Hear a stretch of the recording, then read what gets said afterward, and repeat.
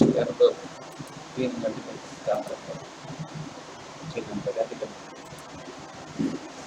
और नीचे मतलब उसमें पटना लगा दो बड़ी बात है बजट में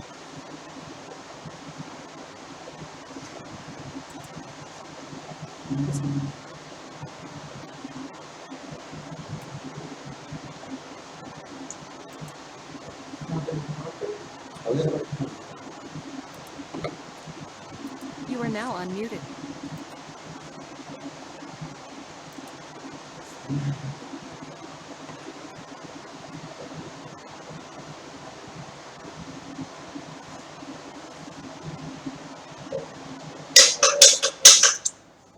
You are now come muted. कर दिया तो सही है चल बंद रहा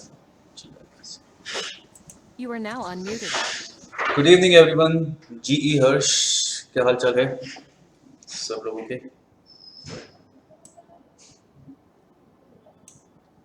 good evening Sandeep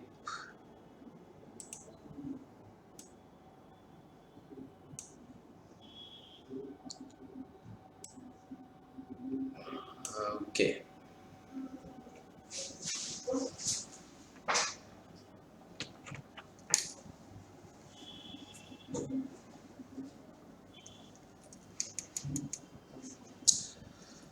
okay good evening Pragati कल हम लोग क्या कर रहे थे फिर क्या चल रहा था हमारी क्लास में आर्टिकल स्टार्ट कर दिया था सब लोगों ने ना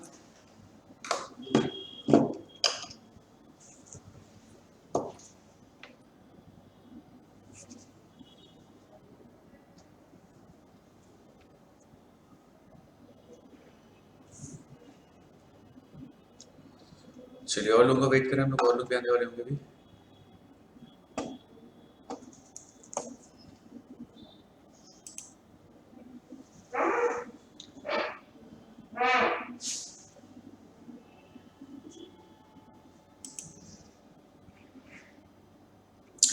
ओके तो हम लोगों ने use of definite article start कर दिया था ना ये पार्ट आई गेस स्टार्ट किया था हम लोगों ने एंड इसके आगे आज मैं करना था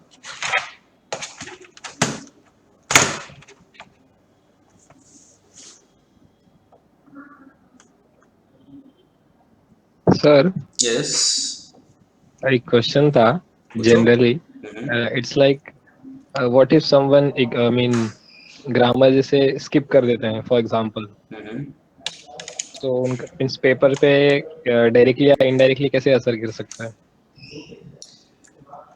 यार ग्रामर स्किप अगर कोई करता है वो इंसान कौन है मुझे पता नहीं लेकिन अगर कोई इंसान ग्रामर स्किप करेगा तो फिर ऐसा होगा कि आप एक ही चीज पर रिलाई करोगे वो है आपकी रीडिंग स्किल्स और वोकैबुलरी ठीक है तो मेरा मतलब है कि किसी भी टाइम में जब आप गेम खेल रहे हो तो एक चीज पे रिलाई करना बहुत मतलब बड़ा हो जाएगा चीज ठीक है हम एक से ज्यादा चीजों पर रिलाई कर सकें हम एक से ज्यादा क्वेश्चंस पर रिलाई कर सकें उसके लिए हमें सारा कुछ करना होता है ताकि ओवरऑल रेडी रह सके हम किसी भी क्वेश्चन के लिए ये है आप किसके लिए कर रहे हो आपका बैंकिंग भी एसएससी भी है या फिर मेनली कौन सा एग्जाम है आपका सर मेरा मींस एनरोल मैंने बोथ में किया है हाँ banking and SSC but simply I am means more focused on SSC you are more focused on SSC देखो जो हम लोग बात कर रहे होते हैं ना तो you don't have to prepare keeping the pre in mind ठीक है आपको मेंस की भी तैयारी करनी है मेंस में you have to face like numerous questions बहुत सारे क्वेश्चन आते हैं क्या इसके ऊपर ग्रामर के ऊपर आप वहाँ पे उस चीज़ को लेके रिस्क बिल्कुल भी नहीं ले सकते ये चीज़ है तो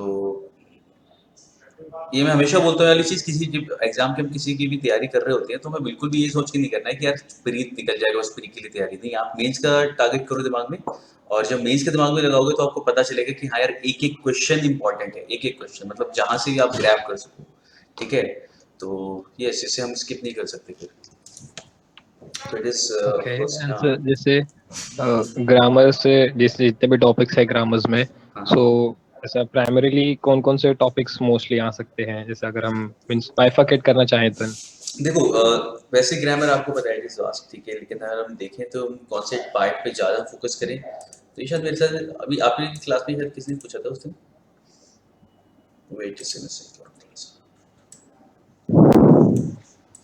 यस देखो एक पार्ट जैसे हम लोगों ने प्रोनाउंस किया मतलब जो मेरा मानना है ना कि प्रोनाउंस हो गया हमारा हम आर्टिकल्स कर लें क्योंकि आर्टिकल्स लाइक काफ़ी हेल्प करता है ठीक है प्रोनाउन आर्टिकल्स। अब इसके बाद हम लोग जैसे वर्ब्स हो गया, एडवर्ब्स, ठीक है, मतलब ये इंपॉर्टेंट है, ये मतलब मैं मान के चलता हूँ ये तो बहुत ज़्यादा जरूरी है सारे पार्ट करने वाले, कि ये तीनों चारों पार्ट तो होने ही चाहिए, ठीक है। इसके बाद ऐसा है कि, और ये जब वो है जब मैं आपको मान के चल रहा हूँ कि आपको बेसिक टेंस आता है, ठीक है, मतलब you are aware with basic tenses, tense के जो रूल्स होते हैं नॉर्मली, कि what is the difference between different kind of tense and how you can use four different kind of tenses, ठीक है। फोर एज इन उसके चारों parts के बारे में आपको पता है, simple, continuous, present and present perfect, basically perfect and perfect continuous, उन सारी चीज़ों को यूज करना जानते हो, then you can rely on these things, ठीक है। तो ये है कि यार चार पार्ट्स तो मतलब ज़रूरी है, इनसे क्वेश्चन आप कर रहे हो तो आप एक सेंटेंस को काफ़ी हद तक उसमें एनालाइज कर सकते हो कि एरर है या नहीं है। ये है, तो प्रोनाउन जैसे हमने कर लिया, आर्टिकल्स हम लोग कर रहे हैं, वर्ब्स आप करोगे तो आपको बहुत सारी चीज़ों को समझने का जो नज़रिया है वो बदलेगा, क्योंकि आपने बहुत सारे वर्ड्स ऐसे हैं जो हम लोग यूज़ करना सीख चुके हैं, बस अब उनका नाम और देखेंगे और उनसे जुड़े हुए कुछ रूल्स जानेंगे, तो वो ये काम वर्ब्स के अंदर होता है, और एडवर्ब्स भी यही काम करता है, ठीक है। बहुत सारी चीज़ें जो हम लोग बोलते गलत हैं, ये सारी चीज़ें यहाँ से ठीक होती हैं, ठीक है, तो ये सब कुछ ठीक का है। जरूरत पड़ेगी हमें। और मीनवाइल जो काम सब लोगों को करना है वो है रीडिंग, मतलब एक अभी रीडिंग कॉम्प्रिहेंशन हम लोग आगे करना शुरू करेंगे, पैसेज है या क्लोज टेस्ट है, वाली चीज़ें तो यहाँ पे सॉल्व करेंगे। उससे पहले यू कैन डू इज मतलब जस्ट कीप रीडिंग, मैंने पहले भी बोला है शायद अपनी क्लास में ये, कि 15 से 20 मिनट कुछ रीडिंग के लिए आप दिन में दो, ज़्यादा भी दो तो बहुत अच्छी बात है, लेकिन एटलीस्ट आधा घंटा, 20 मिनट, आधा घंटा, इतना तो दो ही दो। रीडिंग या newspaper, articles, editorials, whatever you want to do, है ना। ओके, तो ये कर रहे थे हम लोग।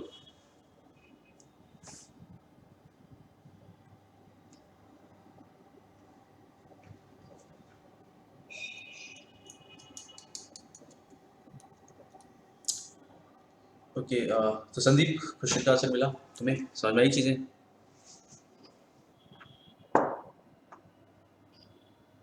सर कल एक्चुअली मैं आई एम सॉरी, कल मैं एब्सेंट था, अच्छा मैं अच्छा, रिकॉर्डेड लेक्चर्स देखे नहीं है, ओके ओके, सो इसलिए मैं कुछ बोल नहीं पा रहा हूँ कि कहाँ से अच्छा हमने छोड़े थे। अच्छा अच्छा अच्छा, नहीं बाकी तुम्हें आंसर मिल गया कि कैसे कैसे पढ़ना है हमें, और हर एक चीज़ इंपॉर्टेंट है हमें लेके चलनी है अभी, तो जब हम लोग प्री की तैयारी कर रहे हैं या फिर अभी से आगे, यस सर। हाँ, तो मतलब मीन्स को दिमाग में रख के तैयारी करनी है, ठीक है। ओके, तो बाकी लोग बताइए मेरे को यस कि सर। हम लोगों ने यहाँ तक कर लिया था, ये पढ़ा था हमने, when a singular noun Yes, is used sir. To represent a whole class, और इसमें हम लोगों ने वही तीनों पार्ट्स देखे थे, जहाँ पे मैंने आपको एक क्वेश्चन भी करा था, आई गेस, कि किस तरीके से हम लोग बात कर रहे होते हैं जनरल केस की, और सिंगुलर के साथ दा लगाते हैं, प्लूरल के साथ दा लगाते हैं तो क्या होता है, और प्लूरल को जिस तरीके से लिखते हैं विदाउट डेफिनेट आर्टिकल तब क्या होता है। क्लियर हो गया था सबको? चलिए, तो ये पहला हमारा यूज था, सेकंड आगे हम लोग बढ़ देते हैं, फिर हमने इस तरीके का कुछ था, तो डेफिनेट आर्टिकल की ये दो यूज हमने पढ़े थे कल। पहला ये था हमारा when we talk about a particular person और अ थिंग, ये हमारी बेसिक जो डेफिनेशन है इसकी डेफिनेट आर्टिकल की वो थी। देन हमने पढ़ा था कि किसी भी सिंगुलर नाउन के साथ हम लोग द लगाते हैं to represent a whole class, ठीक है, यानी कि the horse is a useful animal, वो जो एग्जांपल हमने किया था। नेक्स्ट आता है, नेक्स्ट आगे लिखिए, before a proper noun when it is qualified by an adjective और used in a definite sense. Proper noun के साथ में, ठीक है, देखो वैसे हम लोगों ने ये पढ़ा था कि किसी के नाम के साथ आर्टिकल हम बहुत कम यूज करते हैं, और आई गेस मैंने लास्ट टाइम आपको वो ये वाला एग्जांपल लिखवाया था, ये किया था हम लोगों ने कल, before proper noun when it is used as a common noun, Yes, sir. ये किया था ना हम लोगों ने, हाँ। तो इसमें हम लोगों ने वही कालिदास और वाला एग्जांपल दिखा था, जो मेरे ख्याल से सबको समझ में आया था, ठीक है। तो Yes, sir. हाँ, तो इसके इसी टाइम पे मैं आपको बता रहा था कि, और अच्छा यहाँ पे किसी ने पूछा था कि हम कालिदास के आगे क्यों नहीं लगाएंगे, even though he is like he is famous, ठीक है। तो तब मैंने बताया था कि इस तरीके से आप आर्टिकल नहीं लगाते, if a person is famous that doesn't मतलब he doesn't qualify to get an article in front of his name, उस तरीके से नहीं होता ये। कैसे होता है, हम सारे रूल्स में पढ़ लेंगे सारा कुछ कि कब क्या कहते हैं किसी के नाम के साथ हम आर्टिकल लगा सकते हैं। तो नेक्स्ट इसमें आता है before a proper noun when it is qualified by an adjective, जब किसी के नाम के साथ आप एडजेक्टिव लगाते हो, हाउ द ग्रेट अशोका, ठीक है, the immortal Shakespeare, the immortal Shakespeare. ठीक है, जब आप इस तरीके से किसी का नाम यूज करते हो, ठीक है, तो इस जैसे क्या किया, अशोका क्या है हमने क्या लिखा, great which is an adjective, Shakespeare के आगे immortal which is also an adjective. तो ऐसे किसी के नाम के साथ अगर आप आर्टिकल यूज करते हो तो उसके साथ आप द, सॉरी एडजेक्टिव यूज करते हो उसके नाम के साथ में, तब लगा सकते हो आप द। ठीक है, the great Khali, whatever you want to write. एक तो ये हो गया। दूसरा मैंने क्या बताया, दूसरा इसमें आता है व्हेन और use in a definite sense. Definite sense का मतलब क्या होगा, जैसे किसी का नाम है यार, ठीक है, से कोई भी एक मैं कॉमन एक नाम ले ले रहा हूँ कोई भी, जैसे मैंने एक नाम ले लिया मोहित, ठीक है। अगर मुझे बोलना है कि जिस मोहित से तुम कल मिले थे वो मेरा भाई है, ठीक है, तो I will say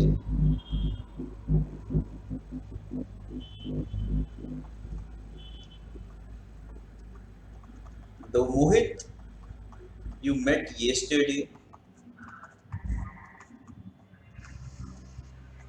is my brother।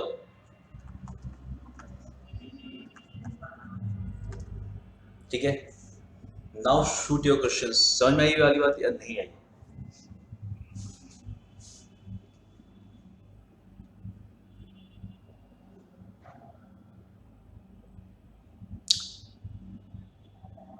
आया? देखो एक, सर हाँ मानसी, सर यहाँ पे आपने मोहित के आगे द लगाया है तो वो समझ नहीं आया सा। अच्छा देखो ये तो समझ में आ गया होगा, ये तो इजी रूल है। ठीक है, किसी भी इंसान के आगे, किसी भी फेमस पर्सनालिटी के आगे में भी अगर आप एडजेक्टिव यूज कर रहे हो तो द लगाएंगे। ठीक है, तो ये तो आगे चलो समझ में। हाँ Mamta, yes we made it specific. देखो एक तरीका होता है ना जो हम लोग हिंदी में ऐसे बोलते हैं कि भाई जिस मोहित से तुम कल मिलते वो मेरा भाई है, मतलब वैसे मोहित और भी बहुत सारे होंगे, लेकिन अभी मैं तुमसे ऐसे बोलूं कि यार कल जिस तुम मोहित से मिले थे वो मेरा भाई है, the Mohit you met yesterday is my brother. Here you are using the name as a name, बस ऐसा है कि यार वो मोहित कभी इंसान की तरह से ट्रीट नहीं किया जा रहा है, उसे एक नाम की तरह ट्रीट किया जा रहा है बस, कि जिस मोहित से तुम कल मिले थे वो मेरा भाई है। ये बोलने का जो तरीका है इंग्लिश में कि जिस मोहित से तुम कल मिले थे, तो ऐसा हम हिंदी में बोलते हैं ना किसी से, ठीक है, तो उसको अगर इंग्लिश में बोला जाएगा तो उसके बाद आर्टिकल लगा रहे हो, बिकॉज आप डिफाइन कर रहे हो कि भाई वो ही मोहित जो कल मिला था, तो उसको इस तरीके से बोला जाएगा the Mohit you met yesterday is my brother. तो whenever you have to say, जैसे जैसे एक और एग्जांपल लिखें,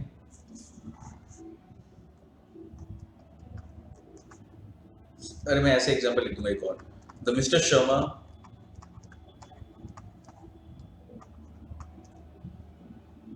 who called you yesterday, who called you yesterday is the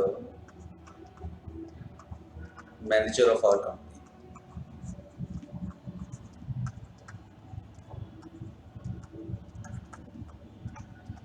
ठीक है, the mister Sharma who called you yesterday is the manager of our company। समझ में आया कि जिन मिस्टर शर्मा ने तुम्हें कल फोन किया था वो हमारी कंपनी के मैनेजर है। ठीक है, तो वो होता है ये तरीका। ठीक है, जब भी आपको बोलना हो जिस मोहित से तुम कल मिले थे, जो मिस्टर शर्मा ने तुम्हें कॉल किया वो ये है, ठीक है, तो उसके साथ आप द लगा सकते हो।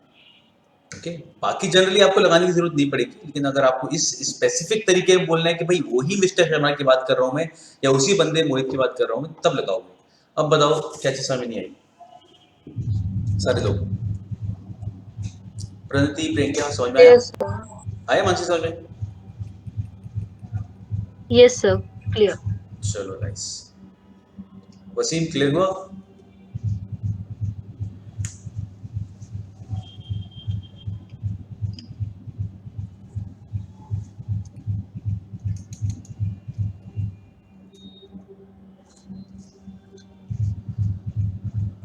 चलो आई गेस, हाँ चलो बढ़िया, फिर सबकी समझ में आ गया। ठीक है, हर्ष दिपा, कोई भी दिक्कत हो बताना साथ में। ठीक है, चलिए, तो ये पता है this is the thing which you like it is mostly used in the conversation में बहुत ज्यादा यूज करते हैं लोग इस तरीके का। ठीक है, तो जब बात कर रहे होते हो तो there are times when you have to speak like this, this line can be only spoken in this manner. ठीक है, although there are other ways as well, but हाँ तो ये काफी पॉपुलर तरीका है बोलने का। ठीक है, चलिए नेक्स्ट जो देखते हैं वाला पॉइंट हमने देख लिया है। Next is before superlative. Superlative degree से पहले यू यूज डेफिनेट आर्टिकल। काफी लोगों ने ये सुना होगा पहले भी कि ज्यादातर सुपरलेटिव डिग्री के साथ में हम लोग यूज करते हैं। मैं देखूंगा कि कब कब करते हैं। सुपरलेटिव डिग्री के केस में जब आपको दिख रहा हो ना कंपैरिजन हो रहा है सबसे ही, ठीक है, मतलब जब आप बता रहे हो पूरी क्लास में मतलब जैसे this is the fastest car that is available in the market.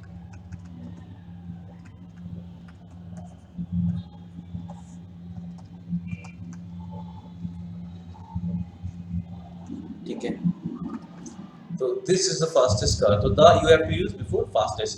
अब ऐसा नहीं है कि हर जगह जहां भी सुपरलेटिव डिग्री आएगा वहां पे हम लगाएंगे नहीं, जहां पे आपको दिख रहा हो ना कि कंपैरिजन जैसे क्या चल रहा है, आपको दिख रहा है कि सारी कार्स की कैटेगरी में हम लोग इसे कंपेयर कर रहे हैं, सबसे फास्ट कार है, यानी ये जितनी भी कार्स हैं उसमें सबसे फास्ट है, ठीक है, ओके।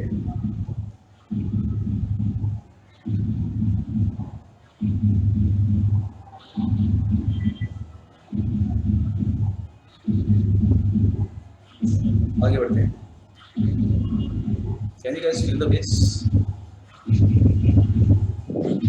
सर आपकी वॉइस भी इको हो रही थी सर बीच में, क्या हो रही थी? अभी थोड़े टाइम पहले इको हो रही थी। अच्छा। Actually, I was asking ना, some loud music has been playing around. इसकी आवाज आ रही थी काफी। चलो मैं थोड़ा सा जोर से बोलूँगा तो आपको भी आवाज आएगी मेरी।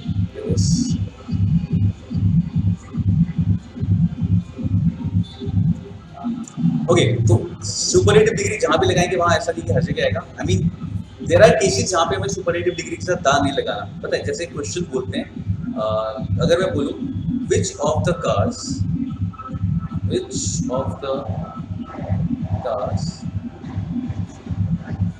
do you like most, ठीक है, तो do you like the most नहीं आएगा, do you like most is enough, ठीक है, you do not have to use definite article here again, तो do you like the most नहीं आएगा, डू यू लाइक मोस्ट, ठीक है,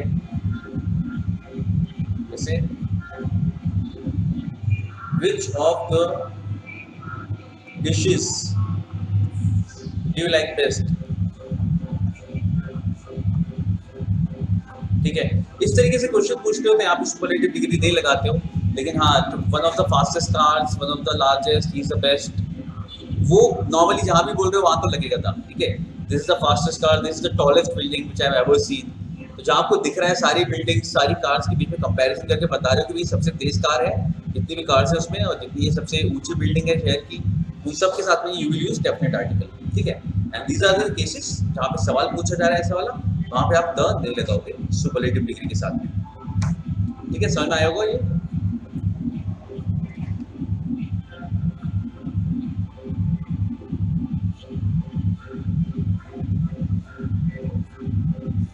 Nice.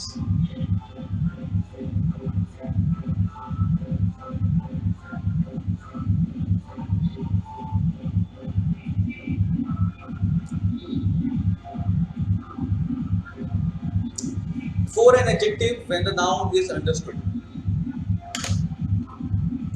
ये वाला पॉइंट हमने शायद कर लिया एक बार, कल हमने किया था ना, द रिच, ठीक है, याद होगा सब लोगों को, द रिच द पुअर वाला जो हमने पढ़ा था, ये वही चीज है, ठीक है, तो बिफोर एन एडजेक्टिव, एडजेक्टिव से पहले जब उसके पीछे का नाउन हमारे लिए समझ में आ जाए तो उसके साथ हम लोग द लगाते हैं। क्लियर है सबके लिए? एक्चुअली मेरे को बाहर से आवाज आ रही है तो बस मेरे को बताते ही चलो। Yes sir. यस सर, ठीक है, बाकी सब लोग थे ना, हर्ष, ममता, दीपा, सब लोग ने करा था ना अलग चीज। चलो ठीक है, कोई भी पॉइंट स्किप हो रहा होगा तो बताना मेरे को अगर समझ में ना आए तो। चलो ठीक है, अगर यार भी कर लिया है, नेक्स्ट पॉइंट की तरफ बढ़ते हैं। Before comparative degree to show a selection while comparing. देखो एक तो हमने पढ़ लिया सुपरलेटिव डिग्री के साथ लगाते हैं हम लोग का, ठीक है, उसमें भी एक्सेप्शन हमने एक पढ़ा, एक एक्सेप्शन हम आगे पढ़ेंगे बताऊंगा आपको। नेक्स्ट आता है कि कंपैरेटिव डिग्री के साथ द कब लगाया जाएगा, तो before comparative degree to show a selection while comparing, यानी दो चीजों को कंपेयर करते हुए एक को सिलेक्शन दिखाना। क्या मतलब है इसका? देखो कंपैरेटिव डिग्री को हम दो तरीके से यूज कर सकते हैं, या फिर किसी के बीच में कंपैरिजन दो तरीके से बोल सकते हैं। एक तो ये होता है बोलने का कि इफ आई हैव टू से he is more intelligent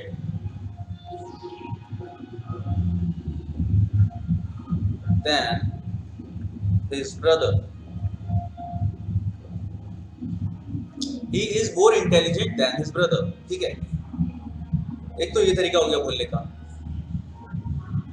तो आपको दिख रहा है यहाँ पे कि दो भाइयों में कंपैरिजन चल रहा है, उसमें बता रही है कि ये अपने भाई से ज्यादा होशियार है। ठीक है, this is like normal way of saying this thing. एक तरीका होता है, हम लोग हिंदी में बोलते हैं दोनों में से वो ज्यादा होशियार है। वो कैसे बोला जाएगा? He is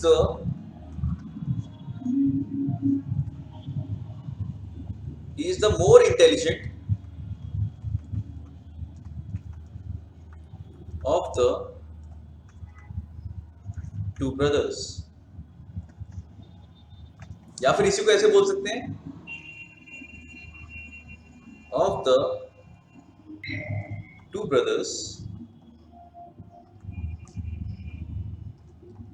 he is the more intelligent. ये दोनों तरीके से बोला जा सकता है, दोनों तरीके से सेंटेंसेस लिखे होते हैं। एंड हियर आपको क्या करना होता है, कंपैरेटिव डिग्री से पहले आपको द लगाना है। ठीक है, तो कंपैरेटिव डिग्री से पहले यहाँ पे द लगाया जाएगा। तो ये क्या शो कर रहा है, इसमें लिखा है ना कि to show a selection while comparing of the two brothers, उन दोनों में से वो ज्यादा। तो आप कंपेयर भी कर रहे हो और एक को सिलेक्ट भी कर रहे हो। तो आपने यहाँ पे ई को सिलेक्ट करके बताया कि इन दोनों में से ये ज्यादा इंटेलिजेंट है। ऐसे केस में आप कंपैरेटिव डिग्री के साथ दा लगाओगे। ठीक है, इसी तरीके से हम बोलेंगे she is the better singer of the to girls. ठीक है, अब देखो यार, यहाँ पे हम दा लगा रहे हैं क्योंकि उन्हीं दो भाइयों की बात चल रही थी, उन दोनों में से, इसलिए एक दांत यहाँ पे लग रहा है वो दिखाने के लिए, और एक यहाँ दांत दिखा रहा है सिलेक्शन दिखाने के लिए कि ही इज द मोर इंटेलिजेंट, इस पर्सन के लिए कि ही इज द मोर इंटेलिजेंट। समझ में आया? ठीक है, यहाँ पे भी हमने कंपैरेटिव के साथ लगाया था, she is the better singer of the to girls. ठीक है, सबको क्लियर है? कोई सवाल इसमें? You can ask if you have any question.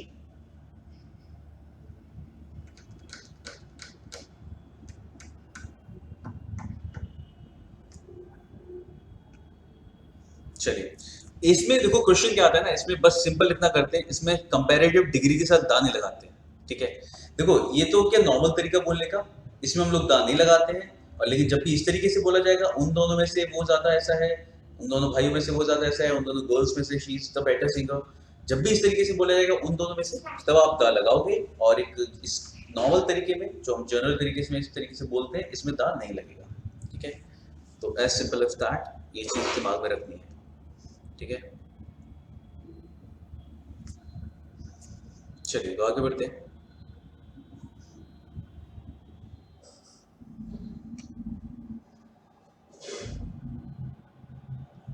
Before comparative degree to show a relative increase और डिक्रीज। कंपैरेट, एक तो हमने ऊपर देख लिया कंपैरेटिव डिग्री वाला, अभी हमने देखा कंपेयर करते समय दोनों को। एक है यहाँ पे कि कंपैरेटिव डिग्री से पहले दा लगता है, तब रिलेटिव इंक्रीज या डिक्रीज दिखाने के लिए। क्या मतलब होगा? बहुत इजी है वाला। जैसे बोलते हैं हम लोग, the higher you go the cooler it becomes.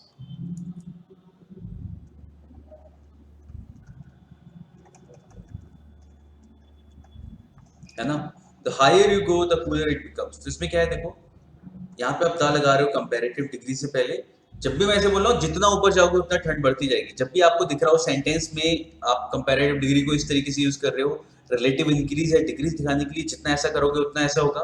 ठीक है, तो उसके साथ आप द यूज करते हो। ठीक है, जैसे द मोर दे गेट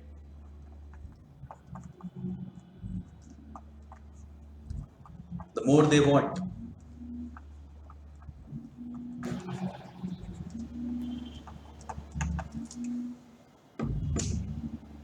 ठीक है, the more they get the more they want.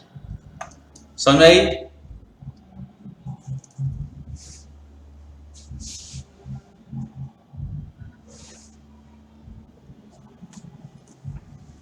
ठीक है ना, इजी रूल्स है बिल्कुल। ठीक है, बस हमें ध्यान रखना होता है कि क्वेश्चन जब एग्जाम में दिया हो तो हमें ध्यान है।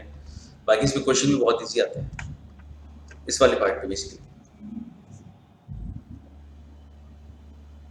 ठीक है, ठीक है, तो चलते हैं, आगे बढ़ते हैं। Next part is before musical instruments, यानी कि ये वो चीजें हैं जहाँ जो हमने हमेशा से पढ़ी है कि म्यूजिकल इंस्ट्रूमेंट के नाम क्या क्या लगाते हैं। Names of oceans, deserts, rivers, mountain ranges, holy books, साथ में और लिख लेते हैं। मॉन्यूमेंट्स के नाम क्या क्या लगाते हैं हम लोग, ठीक है। और abbreviations and acronyms।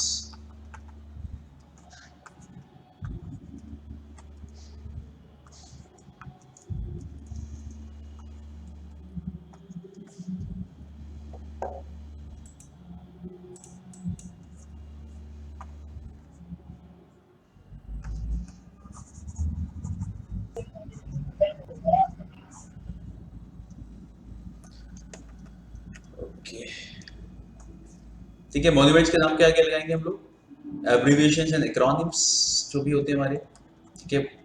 और जनरली एब्रीविएशंस वो एब्रीविएशन एक्रोनिम्स कौन से,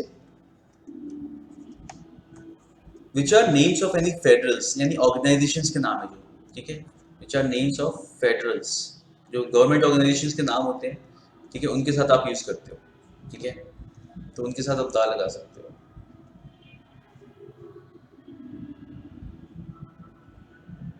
ठीक है, इसमें जनरली सीबीआई, सेबी, इस तरीके की चीजें आती हैं।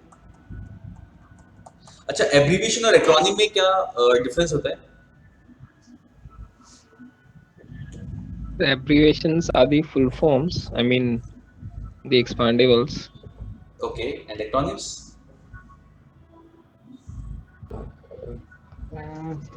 परफेक्ट सर नहीं मालूम, पढ़ा था। ठीक है, चलो फिर मैं बताता हूँ। वैसे इतना बड़ा कुछ डिफरेंस होता नहीं है एक्चुअल में। क्या है, देखो, दीज आर ऑल, ये पता है जो सीबीआई एंड सेबी जो मैंने लिखा है, ये दोनों ही एब्रीविएशंस हैं, लेकिन एक्रोनिम्स सेबी है। ऐसा बोला जाता है the word which you can pronounce in one go, like in one syllable, उसे बोलते हैं हम लोग एक्रोनिम।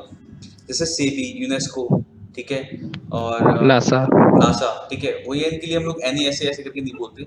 वैसे देयर इज नो डिफरेंस, वैसे ही कहा जाता है कि they are same, abbreviation acronyms are same, लेकिन अगर कुछ डिफरेंस है तो वो ये छोटा सा डिफरेंस ये वाला है। तो बेसिकली सारे ही एब्रीविएशंस हैं, ठीक है, मतलब जितने भी एक्रोनिम्स हैं और एब्रीविएशंस हैं वो सारे ही एब्रीविएशंस तो हैं ही हैं। एक्रोनिम अगर अलग से पूछा जाए तो हाँ ये चीज़ होती है कि जिसको हम लोग एक वर्ड, मतलब मैंने अभी तक एक ही डिफरेंस पढ़ा है, बाकी सब जगह तो सेम ही दिखा रखा था कि सेम ही होते हैं, ठीक है। तो लेकिन हाँ, अगर कोई डिफरेंस हल्का फुल्का होता है तो वो ये होता है। और बाकी जो एग्जांपल्स होते हैं ना, जैसे ईजी लिख दिया हमने एग्जांपल को, और ये एब्रीविएशन में नहीं आते, they are just like short form और abbreviated method of writing them. Abbreviation का बेसिकली मतलब वही होता है कि हमने जो लंबे बड़े से नाम में से we will just tick the initial letter of the word and form like short form of it, उसे बोलते हैं एब्रीविएशन। तो सीबीआई, एससीबी, ये हैं एब्रीविएशंस, ठीक है। तो ये तो हमें समझ में आ गया कि मॉन्यूमेंट्स, डेजर्ट्स, माउंटेन रेंजेस, तो म्यूजिकल इंस्ट्रूमेंट्स में कुछ भी, द गिटार, द सितार, ठीक है, the oceans, the Pacific, deserts, the Sahara, the Thar, rivers, the Yamuna, the Ganga, ठीक है। माउंटेन रेंजेस में क्या आएगा, जैसे द हिमालयाज, सह्याद्रीज, ठीक है, कौन सी? Sahyadri. What is the name of the range? Sahyadri? Yes sir, that is in Maharashtra. Okay, Aravallis पता है मेरे को, अरावलीज, एल्प्स पता है, ठीक है, एल्प्स इज आल्सो रेंज ना, ठीक है। Yes, Alps range. एल्प्स भी है, और क्या कहते हैं, अरावलीज है, यस यस राइट, ओके। अच्छा, इसमें कई बार लोग पूछते हैं कि जैसे माउंट एवरेस्ट है, we will not use definite article before Mount Everest because it is a single mountain, it is the name of a peak, है ना। We are talking about range, तो जहाँ रेंज की बात होगी तो यस, हिमालयाज, ठीक है, और एल्प्स, और कौन सी बताई जाती है, सह्याद्री, Yes sir. यस। तो ये सारी हमारी क्या है, ये रेंजेस हैं, इनके साथ हम लोग लगाएंगे, और एक पीक के साथ हम लोग दा नहीं लगाते, तो बाकी जगह पे नहीं आएगा। होली बुक्स, तो होली बुक्स और दिवाली बुक्स सारी पता है हमें, इनके साथ हम लोग दा लगाते हैं, the Gita, the Quran, the Mahabharata, okay. तो ये होली बुक्स हो गई। नेक्स्ट आता है हमारा ये वाले किस ऑर्डिनल्स के साथ लगाते हैं। ऑर्डिनल्स क्या होते हैं? जैसे the first, the fifth, the chapter of the book, जैसे हमने लिखा है यहाँ पे। नंबर्स हमारी दो कैटेगरी में होते हैं ना, cardinals and ordinals. Cardinals and ordinals, या ठीक है। तो the first, second, third, fourth बोलते हैं हम लोग, they are called ordinals, and when we talk about numbers 1 2 3 4 they are cardinal. तो जब भी यू आर गिविंग ऑर्डिनल्स तो उनके साथ हम लोग दा लगाते हैं, ठीक है। तो he was the first person to arrive, the first chapter of the book is interesting, whatever you want to say, उसके साथ लगाओगे। अगर आप रैंक बता रहे हो ना ऐसे, अच्छा एक चीज देखो जरा, इसके साथ जब नाउन आ रहा है बेसिकली हम तब लगा रहे हैं, ठीक है। अगर मैं एक सेंटेंस लिखता हूं, he came first in the class, इसमें सबको समझ में आ रहा है ना कि आर्टिकल नहीं लगेगा यहाँ पे फर्स्ट से पहले, या नहीं आ रहा? इस आर्टिकल नहीं है स्पेसिफिकली, मींस वैसा ये नहीं किया है। जैसे यहाँ the fifth chapter was specific here. हाँ, अच्छा नहीं, मैं स्पेसिफिक नहीं, मैं तो मैं किसी एक इंसान की बात कर रहा हूँ। जैसे मैं बोल रहा हूँ he came first in the class, वो क्लास में फर्स्ट आया, ठीक है। तो यहाँ पे समझ में आ रहा है सबको कि अगर मैंने बता दिया ऑर्डिनल के साथ दा लगना है, लेकिन यहाँ पे दा नहीं लगाओगे, समझ में आ रहा है? यस तो आ रहा है ना, ठीक है। क्यों यहाँ पे दा नहीं लगाएंगे? क्योंकि यहाँ पे वी आर नॉट, यहाँ पे जब भी इस तरीके से केवल रैंक बताओगे ना, मतलब फर्स्ट आया, वो क्लास में फर्स्ट आया, मतलब उस एग्जाम में फर्स्ट आया होगा, यहाँ पे ये मतलब है हमारा, ठीक है। अब मैं बस इस चीज को डिफाइन ऐसे करना नहीं चाह रहा था, लेकिन हम कर दे रहे हैं। अगर वो क्लास में ऐसे आया होगा, देखो, he was the first person to arrive, ठीक है। तो बाकी सब जगह हम दा लगाएंगे, कोई दिक्कत नहीं है। केवल ये आपका एक एक्सेप्शन केस है जहाँ पे आप किसी की रैंक बता रहे हो ना, क्लास में फर्स्ट आया है, सेकंड आया, he came second in the race, ठीक है, ऐसा करोगे, ठीक है। Although you will write he came at the first position, ऐसे बोलेंगे ना हम लोग। जैसे अगर आप he came at the first position, he was at the first position,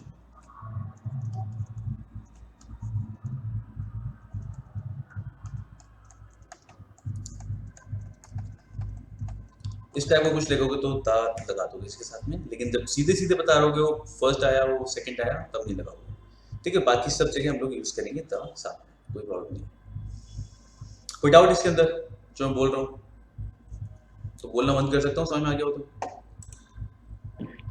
yes sir. या should we move ahead? Clear है नई चीज? Yes sir. या at times it happens, मतलब मैं there is no noun after first, हाँ इस वाले में there is no noun after first मिलता, ठीक है। तो इसके साथ हम लोग यूज नहीं कर रहे हैं, हम सीधे सीधे बोल रहे हैं रैंक की बता, वो फर्स्ट हमारा खुद ही नाउन बन गया, ही केम फर्स्ट, ऐसा वाला हो गया, ठीक है, कि वो प्रथम पोजीशन पे आया, ऐसा कुछ। तो आगे बढ़ा जाए। बिफोर डायरेक्शंस, अब ये एकदम स्ट्रेट खेल नहीं है डायरेक्शन से पहले लगाने का। और डायरेक्शंस में हमारे पास क्या आता है? North, east, west, north, south, ये तो आते ही हैं, ठीक है। नॉर्थ, इट्स नॉर्थ, ठीक है। What else? बाकी राइट लेफ्ट भी इसी के अंदर आ जाएगा।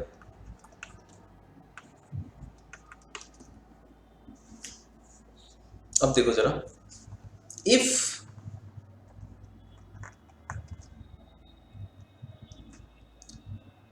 before directions, डायरेक्शन लिख लेना, if it is followed by, if it is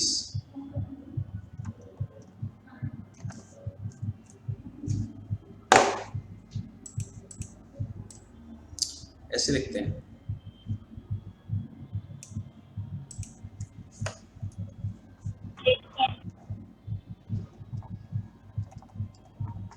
where direction is preceded by a preposition,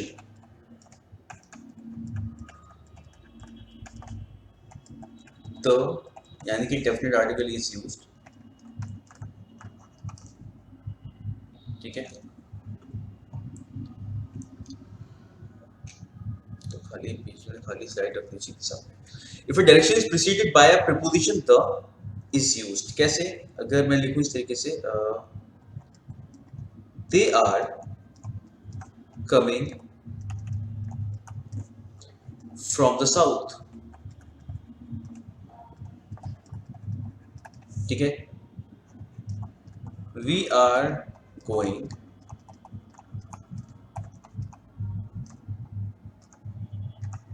towards the north, ठीक है। तो प्रीपोजिशन लगेगा, प्रीपोजिशन द लगेगा साथ में, ठीक है।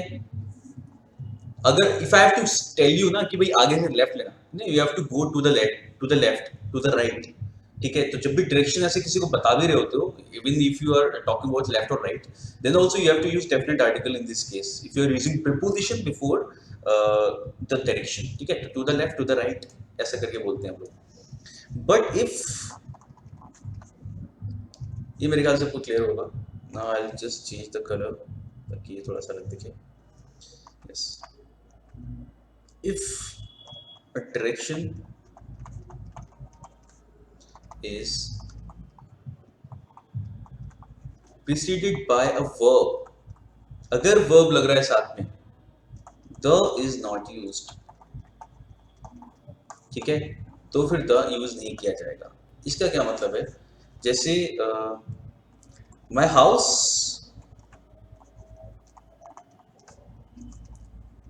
faces east, ठीक है, ये क्या है? वर्ब है, ईस्ट आर्टिकल नहीं लगेगा, ठीक है।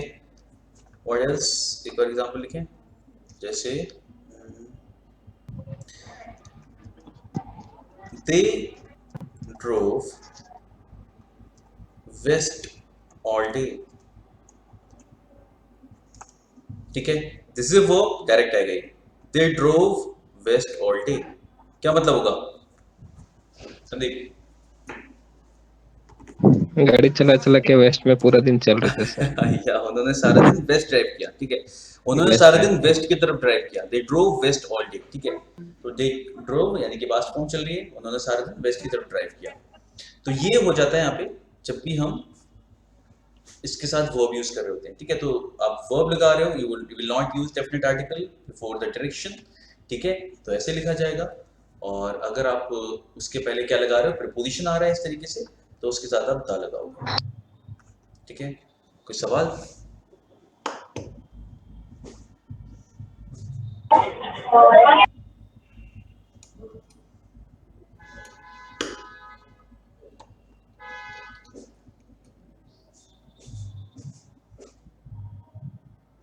सही है, तो सबके लिए समझ में आ गया लग रहा है। Sir we won't use the before day in same example, all the day, क्या मतलब? इसमें यहाँ पे ऑल द डे नहीं, ऑल डे ये ऐसे ही बोला जाता है हमेशा, ठीक है। जब भी ऐसे बोलते हैं, they drove, they worked all day, I worked really hard all day, तो ऑल द डे नहीं बोलेंगे हम लोग, ऑल डे बोलेंगे। तो ये ऐसे ही बोला जाता है, मतलब इफ यू हैव टू से, अगर हाँ, अगर ऐसे बोलना है कि मैंने पूरा दिन बहुत मेहनत की, आई वर्कड ऑल डे, ठीक है, they worked really hard all day, तो आप उसके साथ ऑल डे बोलते हो, ठीक है। तो ये बताता है पूरा दिन, एक्चुअली ये बताता है। अच्छा, अगर मैं एक चीज और, हाँ, यस, अगर ऑल द डे बोल देंगे तो it's like mostly for example a week ले लो, तो all the day I was working वैसा हो जाता है शायद वो।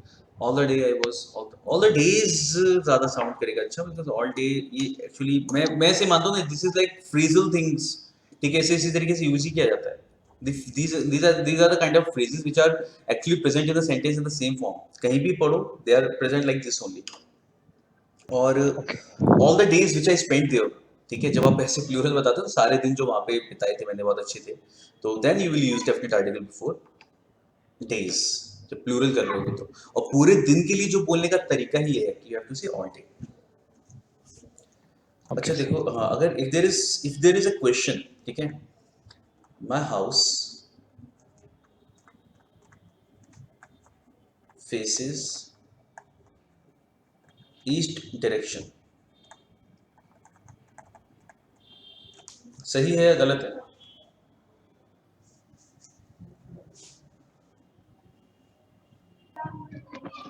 सही है। सही तरीके से लिखने की जगह नहीं मिलती। डायरेक्शन हाँ, अगर ऐसे लिखा जाए ना, My house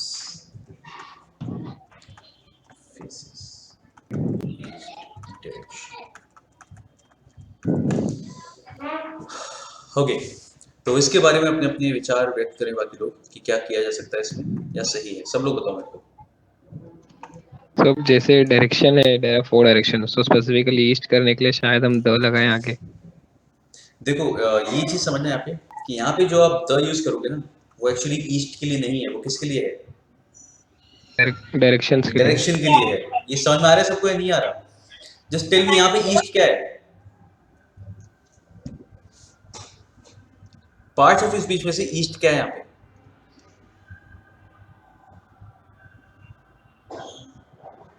ममता, मानसी, क्या होगा? नाउन।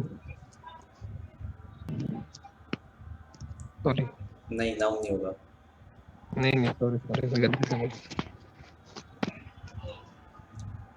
प्रणति, क्या लग रहा है?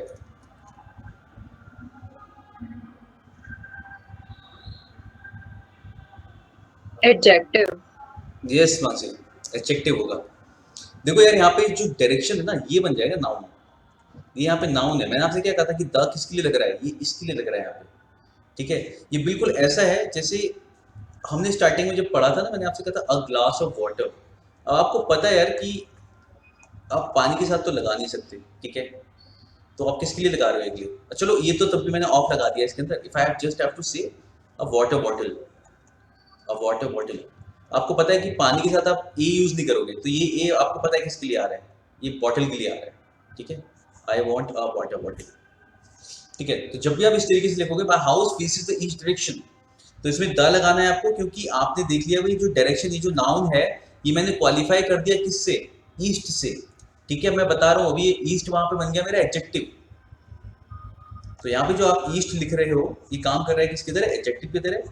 और ये बता रहा है भाई कौन सी डायरेक्शन? ईस्ट डायरेक्शन, ठीक है। तो यहाँ पे it is working like an adjective, तो this is your adjective here. और इसीलिए यहाँ पे द लग जाएगा इस चीज को स्पेसिफाई करने के लिए कि my house faces the east direction. तो ऐसे केस में you will use definite article with it. और जो नीचे एग्जांपल हमने पढ़ा था it is totally different thing, ठीक है। यहाँ पे हम लोग ईस्ट ही लिख रहे हैं। यहाँ पे ईस्ट आपका नाउन है, यहाँ पे ये नाउन है इस जगह पे। और जो मैंने ईस्ट डायरेक्शन लिखा इस जगह पे आपका क्या बन जा रहा है? डायरेक्शन एडजेक्टिव बन जा रहा है और ईस्ट बन जा रहा है, ओ सॉरी डायरेक्शन नाउन बन जा रहा है और ईस्ट एडजेक्टिव। तो ऐसे केस में हम लोग डायरेक्शन लगा देंगे, ठीक है। तो हम जितनी भी चीज़ें पढ़ें, एक कुछ चीज़ें हैं जो बिल्कुल लाइक बेसिक स्ट्रक्चर है हर चीज़ का, वो तो अपने दिमाग में रखो ही रखो। बाकी तो क्वेश्चन करेंगे तो और अच्छे से समझ में आएगा, तो ऐसी कोई परेशानी वाली बात नहीं है। वैसे क्लियर हो गई कि क्या किया हमने यहाँ पे?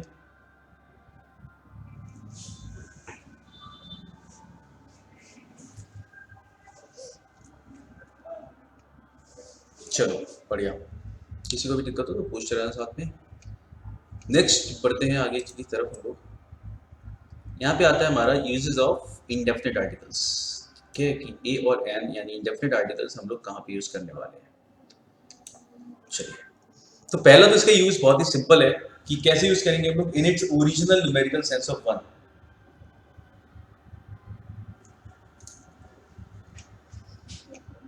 या in its original numerical sense of one, यानी कि जो पहला सेंस हमें जो इससे मिलता है, जब हमने बात की थी उस टाइम पे कि आई नीड अ पेन, तो कितने पेन चाहिए, तो उसका क्या मतलब होता है? वन ही निकलता है, यानी कि हम एक की बात कर रहे होते हैं जब भी, ठीक है। तो ए और एन से वही मतलब होता है। 12 इंचेस मेक अ फुट, तो 12 इंच से 1 फुट बन जाता है। हमें वन लिखने की जरूरत नहीं है, सिंपल है। अ bird in hand is worth 2 in the Bush, ये कहावत है, सुनिए किसी ने, this is saying in English, a bird in hand is worth 2 in the Bush.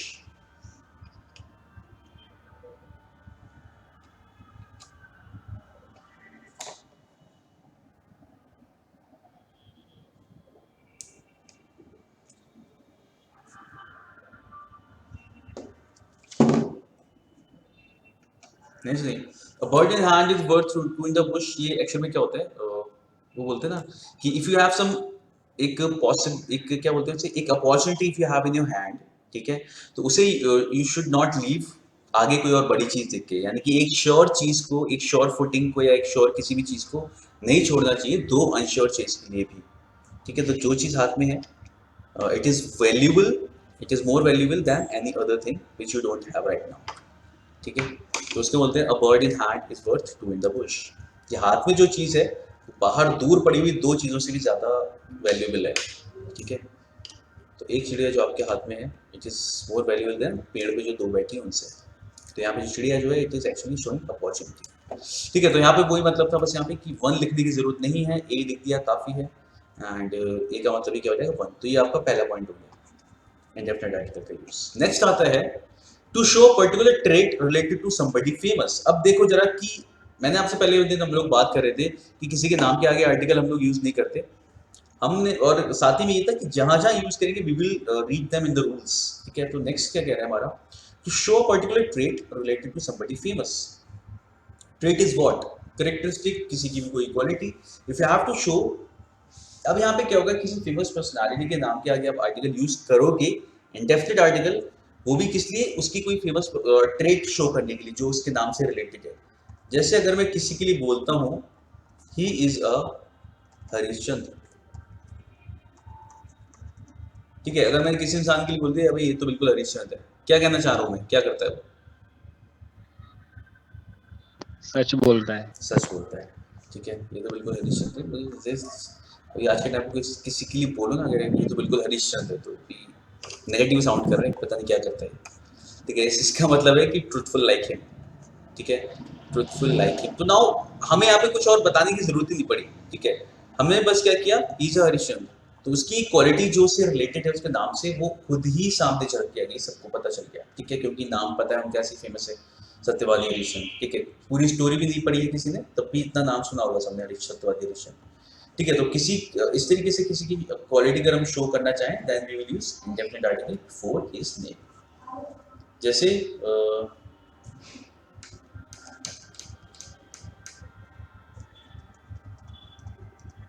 Anna Hazare is a second Gandhi, example पढ़ा था मैंने, Anna Hazare is a second Gandhi, ठीक है, या is a Gandhi of this शहर, ऐसा कुछ बोल सकते हैं, ठीक है। तो अभी is a Gandhi is a second Gandhi, तो गांधी की कौन सी क्वालिटी थी, non non violence. Violent. Non violent, ठीक है। तो यहाँ पे बोलेंगे नॉन वायलेंट लाइक हिम,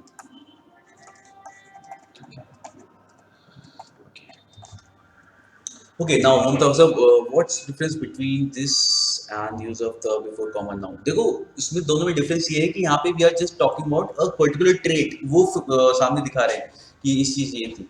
अगर मैं बताऊं कहाँ का Harishchandra, he is a Harishchandra of our college, of our class, हमारे क्लास का हरिश्चंद्र है, तो जब बताओ कहाँ का क्या है तब आप यूज करोगे उसके साथ में द, ठीक है। वो वाले एग्जाम्पल याद करो जहाँ पे हमने ये लिखा था, द लिखा था, तो हमने बताया था कि कहाँ का वो है, ठीक है। जैसे he is Kalidas of, he is क्या लिखा था, शेक्सपियर ऑफ इंडिया, ठीक है। और दूसरा एग्जांपल जैसे हमने कुछ भी पढ़ा था, is Sachin Tendulkar of our colony. तो ऐसे केस में हम बता रहे हैं कि कहाँ का वो ऐसा इंसान है, ठीक है। तो जब भी आप ऐसे यूज करोगे तो उसके बाद द लगाओगे तब जब बताओगे कि वो कहाँ का, और जब केवल एक क्वालिटी शो करनी है and you don't have to tell कि कहाँ का कौन है तब आप ये लगा दोगे, ठीक है। जैसे किसी के लिए बोलोगे ना, कोई कभी कभी कुछ होते हैं ना, जैसे हम स्कूल में होते हैं कुछ टीचर्स होते हैं खतरनाक से, ठीक है। तो अभी क्लास में उनका कई बार हम निकनेम रख देते हैं कुछ भी, भाई हिटलर बोलने लगते हैं, ठीक है। तो आप बोलोगे ही is a Hitler, is a Hitler, ठीक है। तो ये केवल शो करेगा हिटलर की कौन सी क्वालिटी, आई डोंट नो, पता नहीं कौन सी क्वालिटी सामने आती है, मेरे ख्याल से सबसे ज्यादा क्रुएल्टी आती है लोगों के दिमाग में, ठीक है।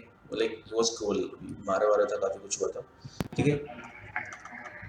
डिक्टेटरशिप। डिक्टेटरशिप, ठीक है। तो कोई भी टीचर अगर खतरनाक सा है ना, पिटाई पिटाई कर देता था छोटे टाइम पे, तो वो हिटलर जैसे लगता था सबको, तो ये वैसा हो गया, ठीक है। लेकिन अगर ऐसे बोलना होगा he is the Hitler of our college, तब आप दा लगा दोगे कि हमारे कॉलेज का हिटलर ही है, ओके। कॉलेज और school whatever you want to say, ठीक है। तो ऐसे टाइम पे उसके बाद दा लगा सकते हैं। तो दोनों में डिफरेंस क्लियर है ना, जब केवल क्वालिटी शो कर रहे हो यू विल यूज ए और एन जो भी नाम के हिसाब से है, एंड अगर डिफाइन कर रहे हो कहाँ का तो द लगा दो, दैट्स इट, ठीक है। ये यूज हम सबको पता है, in the sense of any, है ना। ये वही है जब मैं बोल रहा हूँ ना आई नीड अ पेन, मुझे एक पेन चाहिए, वहीं साथ ही साथ में जब बोल रहा हूँ आई नीड अ पेन, इसका मतलब मुझे कोई सा भी पेन चाहिए, मैं डिफाइन करी ना, तो ये एनी सेंस में भी यूज किया जा रहा है। ठीक है, आई नीड अ पेन यानी कि एनी पेन। तो ये भी क्लियर होगा मेरे ख्याल सबको। और इसी की वजह से मैं ये भी बोल सकता हूँ अ horse is a useful animal. जैसे हम लोगों ने द हॉर्स पढ़ा था कैटेगरी शो करने के लिए, मैं अ हॉर्स भी बोल सकता हूँ। जैसे मैंने बताया था आपको a man is a मॉर्टल being. ठीक है, a man is a मॉर्टल being. तो इसके साथ मैं ए भी यूज कर सकता हूँ कैटेगरी शो करने के लिए। वैसे ही मैं अ हॉर्स भी बोल सकता हूँ और ये भी कैटेगरी शो करेगा। A horse is a useful animal, मतलब any horse is a useful animal. समझ में आ गया? तो अगर आप एक निबंध लिखने वाले हो, writing an essay on horse, तो you can start your essay in both ways, like you can use a or the, both are correct. Is it clear?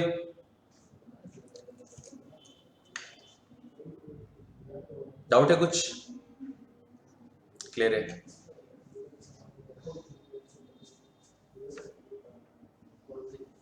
चलो सही है, क्लियर है। तो नेक्स्ट इज इन द वेग sense of a certain. वेग का मतलब क्या होता है? Like unclear. ठीक है, जब हल्का फुल्का आइडिया लग रहा होगा वही कोई इस टाइप का था। Let me right an example, इसके समझ में आएगा। तो इसका मतलब है कि किसी के नाम के आगे जब आप यूज करोगे तो वेग सेंस में यूज कर रहे हो किसी के नाम को। ठीक है, तो यहाँ पे साथ में लिख सकते हो बिफोर अ प्रॉपर नाउन। ये प्रॉपर नाउन के पहले लिखने की बात चल रही है। ठीक है, किसी के नाम के आगे लगाएंगे हम लोग ऐसा। जैसे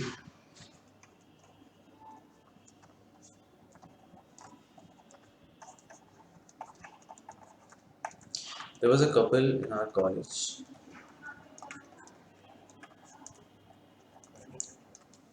who was famous for his humor।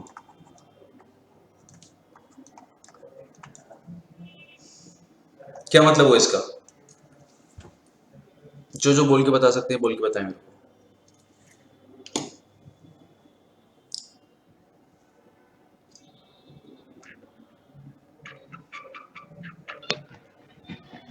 Sir, it's like couple in the college. When there were many couples. I mean, there were many persons whose names were couple. So it's like they are just pointing out one of them. There was a couple नहीं in that sense. नहीं नहीं नहीं नहीं, बहुत सारे couple की जरूरत नहीं है। बहुत सारे कपल की नहीं, बहुत सारे बिना कपल के Okay. बिना बताओ इसे। जैसे there was a couple in our college who was famous for his humour. तो बहुत सारे से नहीं पता हमें, हम बस ऐसे बोलेंगे कि एक कपिल नाम का बंदा था कॉलेज में। बोलो प्रीता। हेलो। तो यही जो आप बोल रहे हो यही ना? कि ये कैसा था हाँ, पर्सन। एक किस नाम का बंदा था। Yes, there was a Kapil in our college. एक कपिल नाम का बंदा था क्लास में या कॉलेज में, जो अपने ह्यूमर के लिए फेमस था। ह्यूमर मतलब ह्यूमर। ठीक है, ह्यूमर क्या हो जाएगा? यानी कि अपनी कॉमेडी के लिए, अपने हंसी मजाक के लिए फेमस था। तो there was a Kapil in our college who was famous for his humour. तो ऐसे केस में कोई एक इस नाम का बंदा था, तो यहाँ पे आपको you just remember the name, but अभी भी आपके लिए वो क्या है, सर्टेन वाले सेंस में ही है कि कोई इस नाम का था। ठीक है, तो ऐसे केस में you will use indefinite article before that name. तो यहाँ पे आपके लिए वो एक नाम ही है बस अभी। ठीक है, और तो जब भी आपको ऐसा कुछ बोलना है यार, एक इस नाम का कोई था, you will use indefinite article before that name. ठीक है, तो सर्टेनिटी, प्रणति शर्मा क्या लिखा आपने? Certainty, particular quality. हाँ देखो, पर्टिकुलर क्वालिटी यहाँ पे शो नहीं कर रहे हैं हम, बस बताने की कोई इस नाम का था। तो बेसिकली अनसर्टेनिटी दिखा रहे हैं अबाउट दैट पर्सन, हमें नहीं पता कौन है ऐसा, कोई था इस नाम का ऐसा। जैसे एक और एग्जांपल देखें, अ कपिल, एक ही नाम यूज कर लेते हैं। A couple is, पता है whenever it comes to using name in a sentence, I just lose my mind। अभी समझ में नहीं आ रहा है किसका नाम लिखूं। ठीक है, a couple is suspected by the police।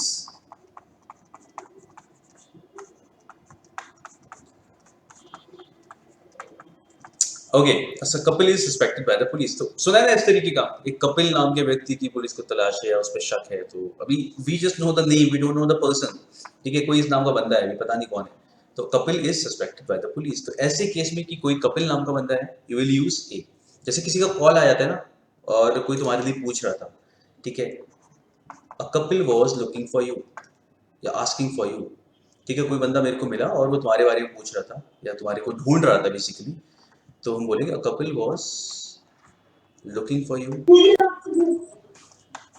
और अगर आप उसको जानते हो तो नॉर्मल है, सीधे बोलोगे Kapil was looking for you, ठीक है। लेकिन अगर आप नहीं जानते, बस आपने उसका नाम पूछ लिया, भाई क्या बता दूं कौन ढूंढ रहा था, बोलना भाई कपिल ढूंढ रहा था, तो Kapil was looking for you. इस तरीके से आप बोलते हो किसी भी सेंटेंस में जो आपको बोलना हो कि कोई इस नाम का था। क्लियर हुआ ये सबको?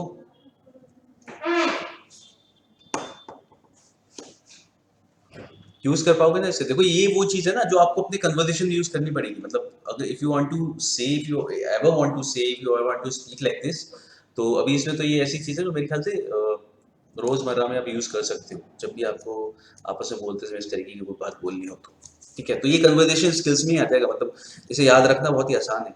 If you have to speak like this, you will use the sentence in the same manner, ठीक है। फिफ्थ वाला ये कोई ज्यादा बड़ा रूल नहीं है, ये तो बस ऐसे ही है, ठीक है, कि अगर हमें किसी वर्ब के साथ आर्टिकल लगा देते हैं तो वो क्या बन जाता है, नाउन बन जाता है। बहुत ही सिंपल है। जैसे मैं बोलूं एक सेंटेंस, वी ड्रिंक वाटर, हम पानी पीते हैं, मतलब इससे सिंपल सेंटेंस बन ही नहीं सकता, ठीक है। वी ड्रिंक वाटर, डेली और लगा लो आगे, ठीक है। तो वी ड्रिंक वाटर, यहाँ पे वी क्या है, सॉरी वी क्या नहीं, ड्रिंक क्या है यहाँ पे, इट इज अ वर्ब। सबको समझ में आ रहा है ना? This is your subject, this is your verb and this is your object, ठीक है। And when I will say let's have a drink, ठीक है, तो व्हेन यू से लेट्स हैव अ ड्रिंक, ये आपका क्या बन गया, नाउन बन गया। जैसे सेंटेंस और लिखें, पीपल फाइट ओवर पेटी इश्यूज, लोग छोटी छोटी बात पे लड़ जाते हैं, ठीक है। तो ये फाइट आपका क्या है, यहाँ पे वर्ब है, लोग लड़ते हैं, ठीक है। और दूसरा, आई विटनेस्ड,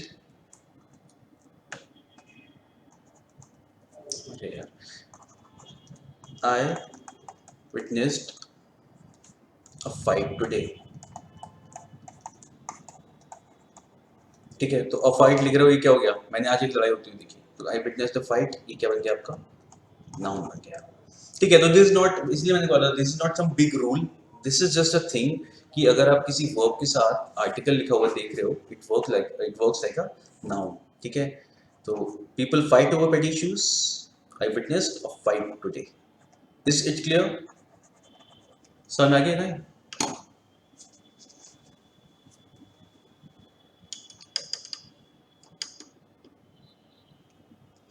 कोई डाउट है किसी को भी इसमें, कोई भी सवाल? नो, ठीक है। तो let's keep it till here today. I hope सबकी समझ में आ रही है ना? Next class we will start with omission of articles. So I have a doubt about pronouns. Yes, ask Mamta if you, अगर छोटा क्वेश्चन है तो ask right now,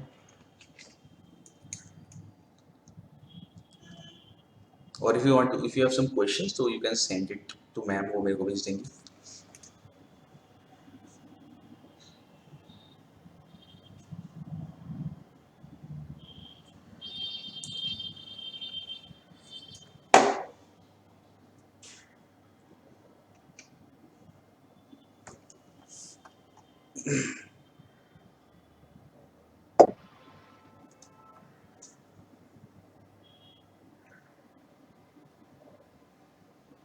So when we use you and me and you and I, देखो you and me का case ये वाला था। आगे अगर आपके प्रीपोजिशन लगाए या कोई भी इस तरीके का केस है जिसके साथ हमने पढ़ा है कि ऑब्जेक्टिव केस आएगा, उसके साथ आप you and me ही लगाते हो, ठीक है। तो बिटवीन, जैसे हमने लिखा बिटवीन यू एंड मी, या let you and me go to the market, क्योंकि लेट के साथ ऑब्जेक्टिव केस आता है और बिटवीन के साथ ऑब्जेक्टिव केस आता है। लेकिन अगर ऐसा कुछ भी नहीं दे रखा, अगर आप जनरली बोल रहे हो भाई चलो ये काम करते हैं, तो you and I should meet them, ठीक है। मुझे और तुम्हें उससे मिलना चाहिए, उनसे मिलना चाहिए, कुछ भी ऐसा। You and I should meet them. तो जहां पे आपको दिख रहा है ये आपके नॉर्मल सब्जेक्ट की तरह यूज हो रहे हैं, तो वहाँ पे आप जहाँ सब्जेक्ट की तरह इस्तेमाल हो रहा है वहाँ यूएंट आई आ जाएगा, और जहाँ पे आपको दिख रहा है कि हमने ऐसा कुछ केस पढ़ा है कि इनके साथ ऑब्जेक्टिव के साथ है, तब उसके साथ मी आ जाएगा यूएंट में। ठीक है, क्योंकि यू तो सब्जेक्ट और ऑब्जेक्ट दोनों के लिए सेम होता है, और मेन जो फर्क पड़ता है वो आई और मी से पड़ता है।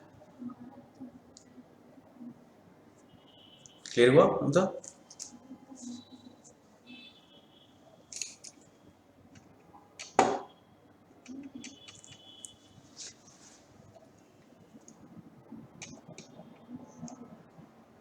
व्हाट इज क्लियर हो गई मतलब आपको?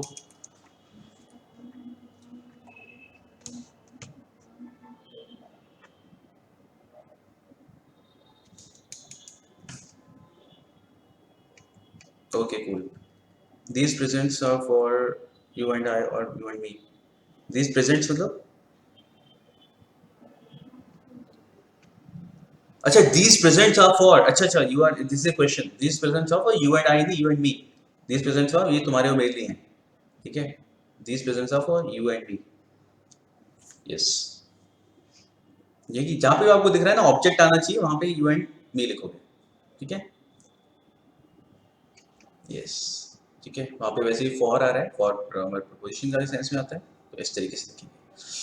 चलिए आई गेस क्लियर है सबके लिए, तो हम लोग मिलते हैं नेक्स्ट क्लास में, और we will start with omission of articles.